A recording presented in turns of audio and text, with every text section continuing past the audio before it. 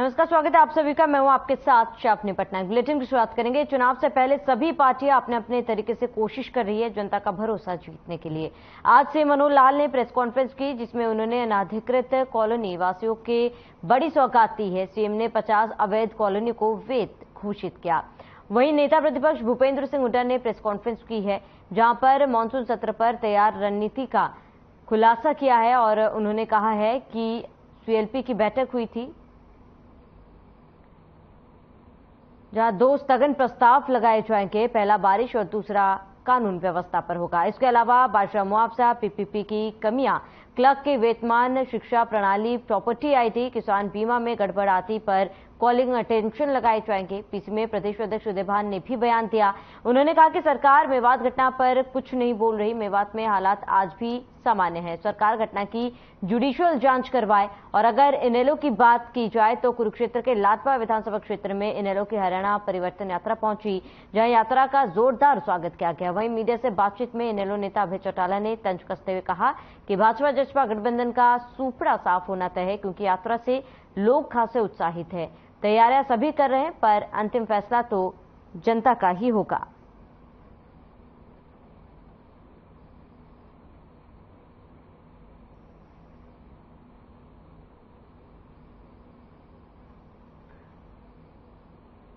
तो सत्र के लिए सत्ता पक्ष और विपक्ष दोनों तैयार है।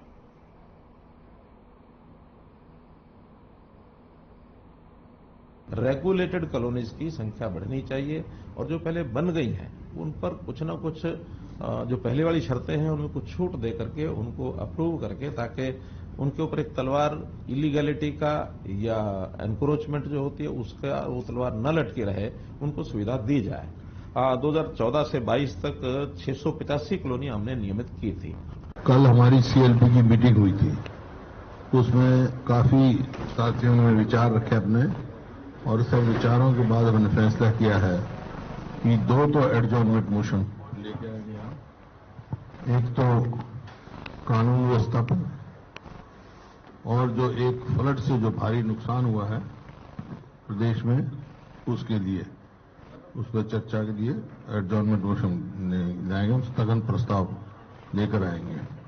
बाकी कॉलिंग अटेंशन जो है हम लेकर आएंगे बेरोजगारी पर, और सीईटी के उसमें जो धांधलियां हो रही हैं, सरस्वती नदी की खुदाई करने के बारे में, दलितों पर बढ़ते हुए अत्याचार, बाजरे की फसल में नुकसान के बारे में।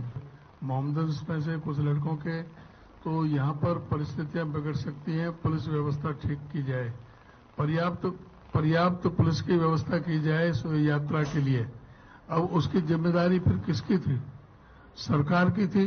सरकार ने जो एसपी था वो तो छुट्टी पर भेज दिया और वहां होमगार्डों को वहां पर भेज दिया। खुद जो वहां के सांसद हैं राव इंद्रजीत सिंह, उन्होंने प्रश्न किया कि बंदूक, तलवार और लाठी डंडे ले जाने का काम क्या है धार्मिक यात्रा में? और उसका जवाब कौन देगी? सरकार देगी? किसके देगी? उन्होंने कहा था कि जब ये यात्रा निकल रही थी तो उसको पर्याप्त सुरक्षा नहीं दी गई, तो इसकी जिम्मेदारी कौन थी? ये तो खुद उनके राव इंद्रजीत जो सेंटर में मिनिस्टर हैं, बड़े नेता हैं, वो पूछ रहे हैं सरकार से, वो पर सरकार को कह रहे हैं, उनके प्रश्नों का भी जवाब नहीं दिया। 3080 किलोमीटर के करीब यात्रा चली है और 1500 से ज्यादा शहर, गांव और कस्बों में होकर के आए। यात्रा को बहुत बड़ा समर्थन है लोगों का।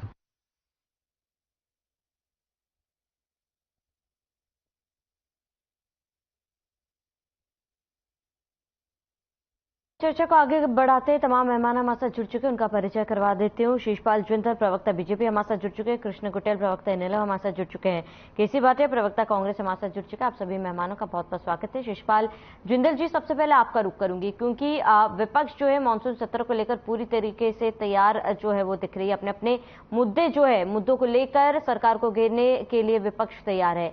मानसून सत्र की बात की जाए, सरकार विपक्ष के सवालों के जवाब देने के लिए कितनी तैयार है?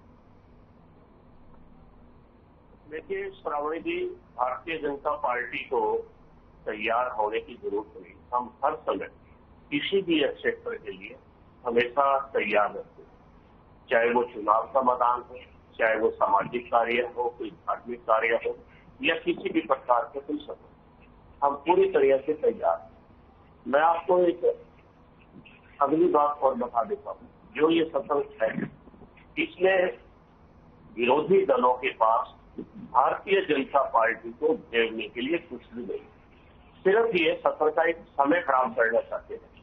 ये मेरी बात आप नोट कर लीजिए। और अब की बार फिर भारतीय जनता पार्टी विपक्ष की बजाय हम मुद्दे उठाएंगे कि नूह के अंदर जो घटनाक्रम हुआ है, उनकी पार्टी ने, कांग्रेस ने मामन खान जैसे लोगों के खिलाफ विभागीय कार्रवाई या अपनी पार्टी की तरफ से क्या कार्रवाई की है।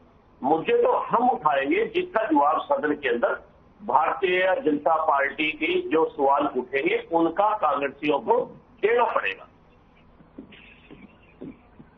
ठीक है शिषपाल जी, लौटूंगे आपके पास। केसी भाटिया जी, शिषपाल जी को सुना आपने, जहां पर उन्होंने कहा है कि मुद्दे विपक्ष के पास फिलहाल कुछ भी नहीं सरकार को घेरने के लिए, हालांकि इसके बावजूद भी सरकार पूरी तरीके से तैयार है तमाम सवाल को जवाब देने के लिए। क्या वाकई में विपक्ष के पास कोई मुद्दे नहीं है? देखिए, अभी विपक्ष के मुद्दे हमारे नेता प्रतिपक्ष चौधरी भूपेंद्र सिंह हुड्डा जी और हमारे प्रधान जी, पार्टी के प्रधान हैं चौधरी उदय भान जी, उन्होंने आपको बताए। तो मुद्दे हमारे पास बहुत हैं। ये खाली ये चाहते हैं, बीजेपी जेजेपी की सरकार ये चाहती है, जैसे कि शिषपाल जिंदल जी अभी कह रहे थे, कि विपक्ष को ये चाहते हैं कि विपक्ष बोले ही ना, वहां आके मूक दर्शन बनकर बैठे रहे और इन्होंने जो अपने एजेंडा है, जो मुद्दे अपने पास करके एक तरफ हो जाएं, जैसे लोकसभा में, जैसे पार्लियामेंट में ये इन्होंने इस बार दिखाया। तो ये मुद्दे ना होने की बात, ये इतने साल से, 9 साल से सरकार चला रहे हैं। ये तो मुद्दे तो लोग तो त्राही कर रहे हैं। लोगों को फसलों का मुआवजा नहीं मिल रहा, लोगों को 1200 रुपए में सिलेंडर मिल रहा है, कानून व्यवस्था चरमराई हुई है, फ्लड में इतना नुकसान हुआ है, उसका कोई मुआवजे की बात नहीं कर रहे। तो ये बहुत सारे मुद्दे हैं जिसमें सरकार को हम घेरने वाले हैं। बेरोजगारी मुद्दा है और बहुत से मुद्दे हैं। तो ये कहते हैं कि आप हमारे सवालों का जवाब दो। मामन खान की जो एमएलए की बात कर रहे थे, वो विधानसभा में कोई बात चली थी, वो उसमें से विधानसभा की उस प्रोसीडिंग में से उसको हटा दिया गया था। वो बात वहीं खत्म हो जाती है। आप उसको नूस की जिम्मेवारी से आप उसका जवाब देने के बजाय, आप वहां से शांति व्यवस्था कायम करने की बजाय, जवाबदेही की बजाय, भाई सरकार आपकी है, आपके पास इनपुट है, सारा सीआईडी रिपोर्ट्स है आपके पास, और आप कहते हैं हमें पता नहीं था। मुख्यमंत्री कुछ बोल रहे हैं, उप मुख्यमंत्री कुछ बोल रहे हैं, इनके सेंटर के मिनिस्टर कुछ बोल रहे हैं। ये खुद मान रहे हैं, इनके बड़े नेता, इनके मंत्री, के दोनों पक्षों के पास हथियार कहां से आ गए। जब हथियार कहां से आ गए, इसका जवाब भी तो सरकार ने देना है, विपक्ष ने थोड़ा जवाब देना है। विपक्ष तो सवाल पूछेगी कि आपने अपनी जिम्मेवारी को क्यों नहीं निभाया, सरकार ने अपनी जिम्मेवारी को क्यों नहीं निभाया, सरकार के अधिकारियों ने अपनी जिम्मेवारी को क्यों नहीं निभाया। उससे भागने का ये बहाना ढूंढ रहे हैं कि मामन खान ने क्या कह दिया। मामन खान ने आप बता दिए प्रोसीडिंग के अंदर, असेंबली के प्रोसीडिंग के अंदर क्या, वो तो उसमें से डिलीट कर दिया। अगर किसी ने कुछ कह दिया तो वो वहां से डिलीट हो गया, तो उसका उठाने का कोई मतलब ही नहीं बनता। आप बताइए कि आपकी सरकार है, कानून व्यवस्था चरमराई है। आज ही खबर आप ही अभी दिखा रहे थे क्लिपिंग में कि कुरुक्षेत्र में किसी को 50 लाख रुपए देने की, फिरौती देने की धमकी दी। इस तरह से तो ये सरकार चल रही है। तो इनको चाहिए कि लोगों की समस्याओं का हल करें। जिस तरह से बाढ़ से इतना नुकसान हुआ है और लोग बेरोजगारी से युवा जूझ रहे हैं, लोग गरीबी से, इतनी महंगाई है, हर चीज महंगी है। 200 रुपए 300 रुपए टमाटर कौन खाएगा, 300-400 रुपए अदरक कौन खा, सरकार का कोई कंट्रोल ही नहीं है। अभी इन्होंने कह दिया, ऊपर इनके सेंट्रल गवर्नमेंट ने अभी कह दिया कि 50 रुपए किलो टमाटर बेचेंगे 15 अगस्त को। हमें तो कहीं नहीं देखा, हमने मंडी पे पूछा, 150 रुपए 200 रुपए से कम टमाटर नहीं था। तो ये इस तरह की गैर जिम्मेदाराना बातें करके लोगों को परेशान करने की बात कर रहे हैं। तो बिल्कुल निश्चित रूप से आने वाले विधानसभा सेशन में हमारी पार्टी बिल्कुल तैयार है इनसे सवाल पूछने के लिए, और सरकार को उसके लिए तैयार रहना चाहिए। ठीक है। ठीक है, केसी भाटिया जी, लौटूंगे आपके पास। कृष्ण कुटेल इनेलो प्रवक्ता हमारे साथ जुड़ चुके हैं। कृष्ण कुटेल जी, आपसे जानना चाहूंगी मानसून सत्र को लेकर इनेलो पार्टी कितनी तैयार है और कौन कौन से वो मुद्दे हैं जो सत्र में इस बार इनेलो की तरफ से उठाए जाएंगे? श्रावणी जी, देखिए मुद्दे बहुत हैं, क्योंकि 9 साल के अंदर भी सरकार ने जनता के साथ जो किया है, जनता सदा उनको याद रखेगी। और अभी भाई जिंदल जी जो बयान दे रहे थे कि मुद्दे हम उठाएंगे, इसका मतलब क्या है कि सरकार फेल है, कानून व्यवस्था नाम की कोई चीज नहीं है, क्योंकि वो खुद ही कह रहे हैं सरकार उन्हीं की है और वही मुद्दे उठाने की बात कर रहे हैं यहाँ पर। और जहां तक सवाल है इंडियन नेशनल लोकदल पार्टी का, मानसून सत्र के अंदर जो है कि हमारे मुख्य मुद्दे जो है कि नो हिंसक घटना पर होगा, क्योंकि जब मानो मानेसर की जो है कि वीडियो वायरल होती है, वहां का एसपी छुट्टी लेकर के चला जाता है और इतनी बड़ी घटना वहां पर घटित होती है। और पिंटू बजरंगी जी का जो बयान आता है, अभी आपके दामाद आ रहे हैं, उसके ऊपर कोई संज्ञान ना लेना, तो ये सरकार के ऊपर सवालिया निशान खड़ा करती है। और ये मुख्य मुद्दा जो है कि मानसून सत्र के अंदर रहेगा। और बुजुर्गों की जो पेंशन कटने का कारण है, तो वो भी इस विधानसभा मानसून सत्र के अंदर जो है कि वो रहेगा।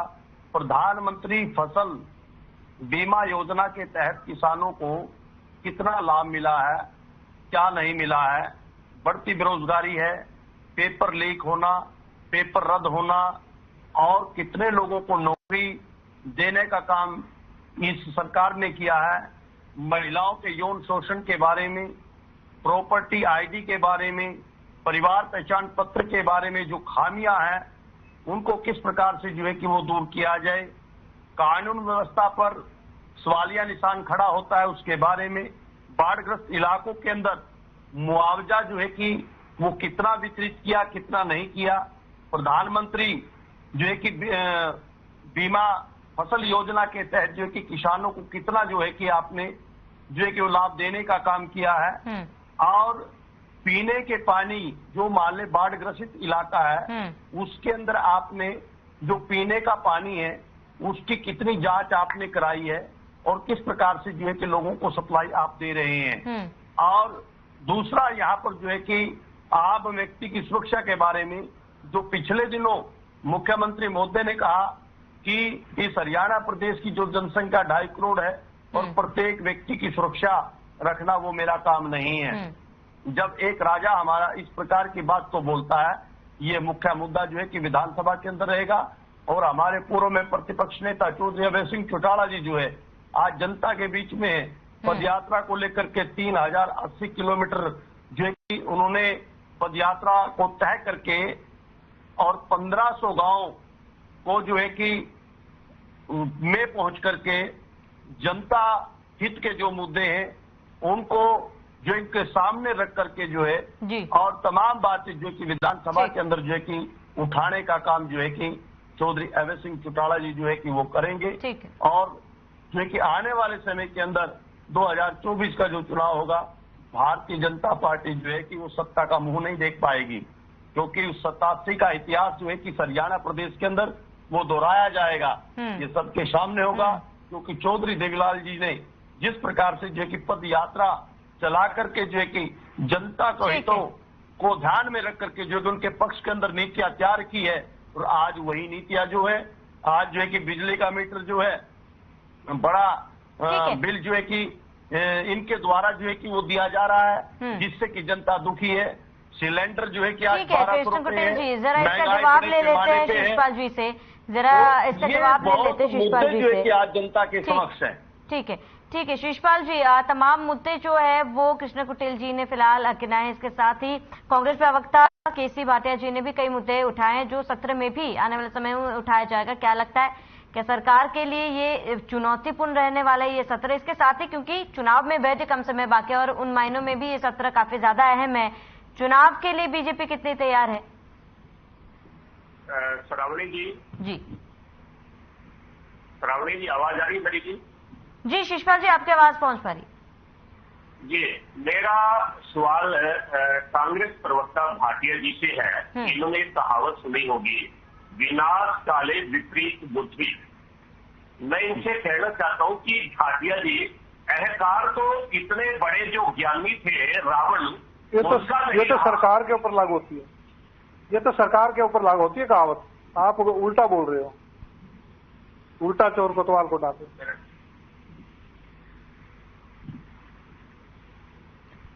शिषपाल जी, आपकी आवाज पहुंच पा रही है? जी, मेरा वीडियो चले गया। श्रावणी जी, चलो मैं बोल देता हूँ। जी जी। विनाश काले विपरीत बुद्धि, ये कहावत लागू होती है भाटिया जी कांग्रेसियों पर। अब जब वो जनता जनार्दन को, जिनको लोकतांत्रिक देश के अंदर हम भगवान का दर्जा देते हैं, आपके राष्ट्रीय महासचिव उनके बारे में किस प्रकार की बद्दी, किस प्रकार की अहंकारी भाषा का प्रयोग करते हैं, ये जग जाहिर है। देश ही नहीं, पूरे भारतवर्ष से बाहर भी इस मामले की बड़ी आलोचना की जा रही है। किस प्रकार का उन्होंने शब्दों का प्रयोग किया। मेरे ख्याल से कांग्रेस दिमागी तौर पर दिवालिया हो चुकी है। इनका दिमाग जो है वो काम करना बंद हो चुका है। मैं भाटिया जी से एक सवाल पूछना चाहता हूँ। ये बहुत बड़े कांग्रेस के प्रवक्ता भी हैं और शायद अधिवक्ता भी हैं, जो इस प्रकार की भाषा शैली का प्रयोग रणदीप सुरजेवाला जी ने किया है, क्या इसके ऊपर कोई कानूनी कार्रवाई की जानी चाहिए? भाटिया जी, शायद मेरे से ज्यादा आप भली भांति जानते होंगे। और दूसरा मैं ये पूछना चाहता हूं कि क्या जीन के शराब से गाय मरती है? क्या जीन के शराब से गाय मरती है? भाटिया जी, आप लोगों ने एक बार भी रणदीप सुरजेवाला से कोई सवाल किया है कि आप जनता जनार्दन को राक्षस प्रवृत्ति का बता रहे हो? इधर इन्हों के प्रवक्ता साथी भी बैठे हैं, क्या इन्होंने इस बात का विरोध किया है कि जो जनता जनार्दन हमारे को फर्श से अर्श पर लेकर जाती है, उनके बारे में इस प्रकार के? शिषपाल जी, आपके तमाम सवालों का जवाब भाटिया जी से लेंगे, लेकिन उससे पहले मेरा सवाल ये था कि 2024 को लेकर कितने तैयार है बीजेपी?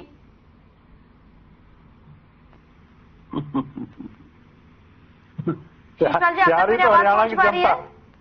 तैयारी तो हरियाणा की जनता ने कर दी। चलिए, लगता संपर्क नहीं हो पा रहा। शिषपाल जी, आपके पास लौटूंगी। केसी भाटिया जी, क्योंकि तमाम सवाल फिलहाल उठाए शिषपाल जी ने, आपका जवाब उस पर? जी, देखिए, ये बीजेपी के प्रवक्ता मुद्दों की बात नहीं करते। जब भी इनसे कुछ पूछा जाता है, ये डिबेट को दूसरी तरफ डिरेल कर देते हैं। इन्होंने मुद्दा बीच में ये उठा दिया, डिबेट कुछ और बात पे थी, रणदीप सुरजेवाला जी के बयान का मुद्दा उठा दिया। मैं इनको ये बताना चाहता हूँ, वो मुद्दा तो मुख्यमंत्री जी ने खुद खत्म कर दिया। मुख्यमंत्री ने, मुख्यमंत्री वही जवाब दे रहा हूँ। शिषपाल जी, रुक जाइए। जो चुनाव है उसको आप 2023 में आत्मसमर्पण कर चुके, आप अपने हथियार डाल चुके। आपके अंदर, शिषपाल जी रुक जाइए, होल्ड ऑन। भाटिया जी, आपके अंदर, शिषपाल जी रुक जाइए। भारतीय जनता पार्टी से जब आपकी बारी, ठीक है, जब एक बार भाटिया जी जवाब की बारी थी तब तो बोले नहीं। एक बार भाटिया जी मुझे जवाब नहीं बुलाया तो ये चुप नहीं हो रहे। आपके सवाल का जवाब दे रहे हैं भाटिया जी, एक बार उनको सुन लेते हैं। शिषपाल जी जी, देखिए, मेरा ये कहना है, इन्होंने एक सवाल उठाया रणदीप सुरजेवाला जी के बयान का। हम पूरा जनता का हम सम्मान करते हैं और जनता भी हमारा कांग्रेस पार्टी का सम्मान कर रही है। आपने कितने प्रोग्रामों में देखा होगा कि जनता बढ़कर कर हिस्सा ले रही है। इन्होंने जो बात कही है रणदीप सुरजेवाला जी पे एक्शन क्यों, एक्शन तो अपने आप हो गया, हिसाब बराबर हो तो एक्शन किस बात का? मुख्यमंत्री जी ने ये कह दिया कि रणदीप सुरजेवाला के परिवार के ऊपर आगे, वो तो इतनी नीचे की स्तर पर आगे कि परिवार राक्षसी प्रवृत्ति का है। जब परिवार को राक्षसी प्रवृत्ति का तो हिसाब तो इन्होंने बराबर कर दिया मुख्यमंत्री जी ने। एक्शन तो मुख्यमंत्री जी के खिलाफ होना चाहिए। मुख्यमंत्री जी कुछ भी बोल देते हैं, पीछे उन्होंने एक जज साहब के खिलाफ बोल दिया और इनको मुख्यमंत्री को माफी मांगनी पड़ी। इनको खुद का, मुख्यमंत्री जी का अपनी जबान पर कंट्रोल नहीं है, तो ये हमारे से हिसाब पूछते हैं। भाटिया जी, लेकिन ये तो सत्ता अगर एक बात के बीच की बात, अगर एक बात कही गई, देखिए श्रावणी जी, हमारी पार्टी का अधिकृत बयान नहीं था सुरजेवाला जी का। उन्होंने व्यक्तिगत रूप से आवेश में भावुक होकर किसी तरह से उन्होंने अगर कह दिया तो उससे डबल तो मुख्यमंत्री जी ने कह दिया। लेकिन भाटिया जी, आप मान रहे हैं ना कि ये बयान गलत था? मुख्यमंत्री जी का बयान भी तो गलत था। देखिए मैं यही कह रही हूँ ना, देखिए ये तो सत्ता पक्ष और विपक्ष के बीच की बात थी, इसमें जनता कहाँ से आ गई? क्योंकि सुरजेवाला जी ने तो सीधे तौर पर जनता को ही राक्षस करार दिया था। श्रावणी जी आप पूछे तो पूछें जी, बीजेपी के प्रवक्ताओं को पूछने का हक नहीं है, क्योंकि इनके मुख्यमंत्री ने उनके सारे परिवार को ही वो राक्षस प्रवृत्ति का बता दिया जी, तो अभी इनका पूछने का हक कहाँ रह गया उस बात? ठीक है भाटिया जी, एक बार कृष्ण कुटेल जी से उनका रिएक्शन ले लेते हैं। कृष्ण कुटेल जी, क्योंकि अभय चौटाला जी ने साफ तौर पर कहा है कि भारी समर्थन जो है परिवर्तन यात्रा को जनता की तरफ से मिल रहा है, ऐसे में कितनी तैयार है फिलहाल इन्हें लोग चुनाव को लेकर? क्योंकि मानसून सत्र भी है और ऐसे में मानसून सत्र भी काफी अहम माना जा रहा है चुनाव से पहले, इन्हें लोग कितनी तैयार है?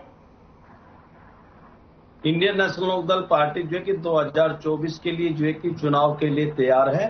और रहा कांग्रेस और बीजेपी का, क्योंकि ये दोनों एक थैली के चट्टे बट्टे हैं, एक सिक्के के दो पहलू हैं, यानी चोर चोर मुसेरे भाई। आज मान ले बयानबाजी पर जो है कि एक दूसरे के सवाल खड़े हो रहे हैं। इससे पहले जो है कृष्ण कुटेल जी, आप चोर चोर मुसेरे भाई करो, अपनी बात को सुनिए पहले थोड़ा। इसको सुनिए आप। किसानों के बारे में भारतीय जनता पार्टी के लोगों ने जो कि आंदोलन जीवी कहा है।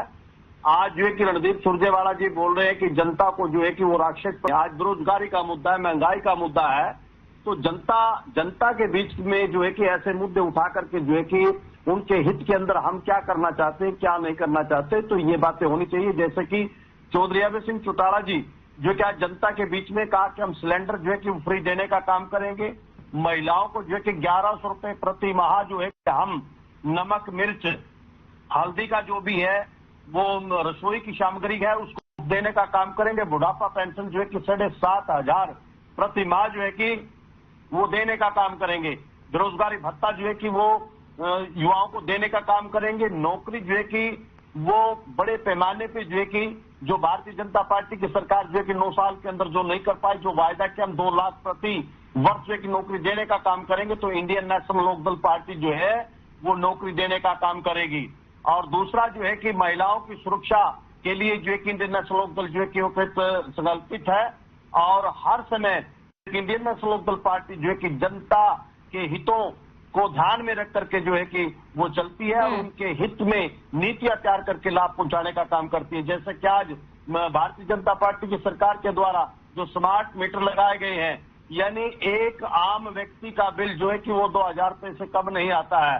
यानी इतनी स्पीड से चलते कि आम व्यक्ति की कमर को तोड़ करके रख दिया है। और जब इस हरियाणा प्रदेश के अंदर सरकार आएगी, चौधरी अभय सिंह चौटाला जी ने कहा है कि हम ऐसे मीटरों को जो है कि उखाड़ कर फेंकने का काम करेंगे और नए मीटर लगा करके जो है कि लोगों को जो है कि लाभ पहुंचाने का काम करेंगे। ठीक है, कृष्ण कुटेल जी बने रहे हमारे साथ। शिषपाल जिंदल जी, क्योंकि समय की कमी है, एक छोटा सा जवाब आपसे, मानसून सत्र को लेकर बीजेपी कितनी तैयार है? क्योंकि देखिए सरकार, विपक्ष की बात कर ली जाए तो विपक्ष तमाम मुद्दों के साथ सदन में उठाने के लिए तैयार है, लेकिन सरकार कितनी तैयार है और क्या सरकार को लग रहा है कि इस बार का सत्र चुनौतीपूर्ण रहने वाला है? मेरा ये अंतिम जवाब जो है वो भाटिया जी के लिए है। असल में जो ये सीएम साहब पर आरोप लगा रहे हैं रणदीप सुरजेवाला के बयान को लेकर, माननीय भाटिया जी आप उनको बयान को सुनिए मुख्यमंत्री जी के। उन्होंने कहा है इस प्रकार के बयान वो लोग देते हैं जिनके संस्कारों में, जिनके आचरण में कमी होती है। मुख्यमंत्री जी ने कभी भी रणदीप सुरजेवाला की भाषा शैली का प्रयोग नहीं किया। रणदीप सुरजेवाला तो खुलेआम एक सार्वजनिक मंच पर आम जनता को, आम जनमानस को, मतदाताओं को राक्षस से तोला है। आपके असल में कमी क्या है जो मैं आपको बोलना चाहता हूं, आपके डीएनए में कमी है कांग्रेस के।